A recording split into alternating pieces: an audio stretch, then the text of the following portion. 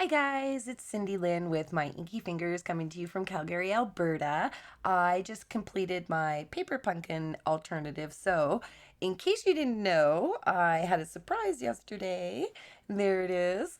My paper pumpkin came with FedEx, and 10 minutes later, he popped the question. So I was super excited. If you saw my video yesterday, I think I said the word awesome about a million times. But however, so for the paper pumpkin, if you don't know what it is, definitely click on the link in the description below on my YouTube channel or down below in my blog. But it's a monthly kit and it comes with everything you could possibly need to make everything in the kit. However, I like to do an alternative each month, and I'm just going to pull out some things here. I've got those rhinestones and I was going to use them. I changed my mind. You probably didn't see them on the card. The stamps come in the kit. I'm not going to use them. I'm going to use some paste and I'm going to dye the paste, and I'm not going to use that either. I went in a different direction, but I thought I would do a little bit of inking over top of that Celebrate sentiment, which I didn't do either. But that's the beauty about crafting. You start in one direction and you end up in a completely different direction. But I am going to use this paper. I'm going to cut this card, and I've got some white, Whisper White cardstock, and I'm going to cut the purple card to make a front for the actual card. And I'm going to do some texture embossing over top of that. So I'm going to get that cut up, and then we will get some texture on there. So the actual card is 5.5 by 4.25. The white mat is 5 3/8 by 4 1/8, and the top, the purple piece, is 5 1/4 by 4. So I'm just kind of laying everything around there. I want to get a visual for where things are going to sit, because I'm going to put some things there like you saw in the example, kind of poking out from around the flower. So I just kind of wanted to get a visual for where I wanted to put my texture paste. So I'm just trying to feel and see if I have a rough side, or maybe I used it with some spray so that I put the rough side down. Now I want to line this stencil up with the diamonds showing fully on the top and down the side. I'm not going to cover the whole thing with the diamonds. I just want them to kind of look like they're falling in from the corner. Now, I find it helps if I tape my actual paper to the back of my stencil, and you don't need near as much tape as I used there. But the blue tape is amazing, and I will link it below because it will not tear your paper. So don't, when you peel it, don't pull it straight up, kind of roll it back. So I'm going to use my old Fiskars stamp positioner. Remember, they used to come with those little orange foamy things. You'd put your stamp under it and then press it down. So that's so Flintstone, right? So I just pulled all of the little foam things out of there. And those 4 little circles work really well for paint wells too. So if you have one of those sitting somewhere in your stash, upcycle it for your crafting today, because that is a water resistant surface. So I'm going to pull out some of this texture paste. Now, I cringe when I have to waste things, and I did waste a lot. I used way more than I needed. So I'm going to look and see if I can't find some tiny little airtight containers, so that when you mix your texture paste with some re-inker and color it, any leftover won't be wasted, right? And that's one of those little tiny little glass bottles that you see at the nail salons. I have a few of them, and I find they work great on my table for little things like this. So I am going to add the Old Olive re-inker, and I'm only putting 1 drop. I kind of hesitated here, and I should have stuck with my guns, because I didn't think that this was going to turn out to be the right hue. But I figured, you know what, I'm just going to go with it. I was going to put my paste back. Oh, I did put it back. And I thought, no, let's just go for it. So this is kind of cool, because at least you'll learn this technique that you can, in fact, dye your paste. So I'm going to continue, even though I was hesitant and I didn't think that this was going to be the right color. I thought that there was going to be too much green going on the card, and I figured I'm probably going to want this to be white. And in the end, I ended up putting this aside, let it dry, and I will use it on another project. It's not a complete waste. Unfortunately, I do waste quite a bit of the paste in the little bottle there, but I'm going to get that mixed up. And I am going to speed this up here for you just for time purposes to about 400. So all I'm doing is I'm just applying the paste with the tool onto the actual stencil, and I'm patting it. I don't want a smooth finish. If you want a smooth finish, all you're going to do is apply the paste like you're applying butter onto bread, and then you're going to wipe it off like you're icing a cake, and you want that nice soft flow on the top. But I don't want that. I want it all textured and pokey up and whatnot. So I tapped it all. So when I pull it out, now I know it's going to be hard to see on video, but that is really textured, and there's a lot of little peaks on each of the diamond. And again, like I said, I didn't end up going with this. I'm going to do it in white. And here I go with the white. I'm just wiping off any of the green that might be there. And same thing, I'm just going to lay it all down there, and then I'm going to tap it all. And you can see that I'm doing a little bit of some of the diamonds and then a lot of the other diamonds, like the full diamond. And then I'm just going to pat it so that I create little tiny peaks with that embossing paste so that I get more texture on my card. And there is the white. I think that that's going to look much better on my project. So I'm going to hold it up there. I don't know if you can see really well, but there's a lot of little peaks, and I really like that. So I'm going to lay these down to dry. They're going to take about 20 minutes or so, and then we'll continue on with the rest of the card. So there's a view of them side by side. They're almost pretty much dry now, and I just thought the white popped a lot better. So I won't throw the other one away. I will use it. But while I was letting them dry, I got to playing, and I pulled out the birthday dies because I really like these little sprigs, and I cut them out on vellum. I colored the actual stem with Old Olive, and then the little white tips I colored with the Winkestella. So I'm going to color 4 of those to peek out behind the rose.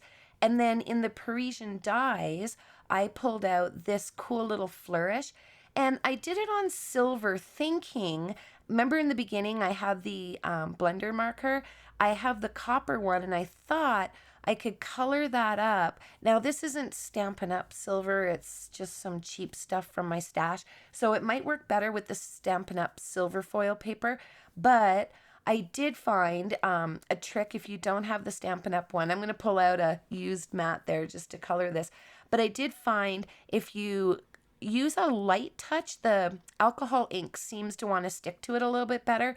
But it did have like kind of an antique, older, worn look, which really wasn't the look I was going for here. So I ended up changing my mind, and I decided to do some reverse embossing first. Now, I don't know if this is really what this is called, but this is what or not reverse embossing, sorry, depression embossing. Because rather than depressing your stamp onto your project, you're depressing your actual project onto the Versamark. Now, the Versamark is a sticky ink, and it allows the embossing powder to stick to it. And I just got this cute little pink tray because some of my embossing powders that I don't use so often, I don't have them in the little drawers. And this little pink bead tray is so awesome because it collects all of the embossing powder that is left over. Now, with embossing, what you do is you pull out a heat gun and you heat the embossing powder, and it melts, and then you're left with a beautiful outcome. So I'm going to get this all heat embossed. And I do find that if you let your heat gun warm up and it's warmer, it embosses a lot quicker. So there, that's all melted. And it is an absolute perfect, well, near perfect. I can't say perfect, but it's a pretty good match for the copper or rose gold, whatever that color was that Stampin' Up! Had that foil on the sentiment. So it's a super good match. I was super pleased that I went in this direction. So we'll get this one melted now, and then I'll show you really quick how I did the little sprigs. And that little bead tray, check that. You just tap it and all your powder goes right back into your little pot there. Now, I do wipe it out with a baby wipe because it doesn't matter what you use, there's a little bit of residue. Even if you use the copy paper, you'll notice there's always a little residue left there, and I don't want any contamination with my next color, right? So now I've got that all cleaned up, and I finished coloring up all of my little sprigs. I put 2 coats of the Old Olive with the marker onto each sprig, and then 1 coat of the Winkestella. So I'm going to adhere these to the back of my image there. Now you're going to notice I did take a piece of white Whisper White cardstock and I kind of adhered that rose down there, and then I fussy cut around the edge of the white. I just kind of thought that it made it pop a little bit more. I've grown accustomed to those little white edges, so I'm just gluing all the little pieces to the back, and then later on I'm going to show you I put my dimensionals over top of where they glued just for some extra stability. I didn't quite get enough glue on here. I think I got more on my fingers than I actually got on the back of the card. So I'm just playing around and making sure they're positioned where I want them. And then I'm going to glue everything to the back of the actual rose. So now I'm just going to put the rose there upside down and let those kind of dry.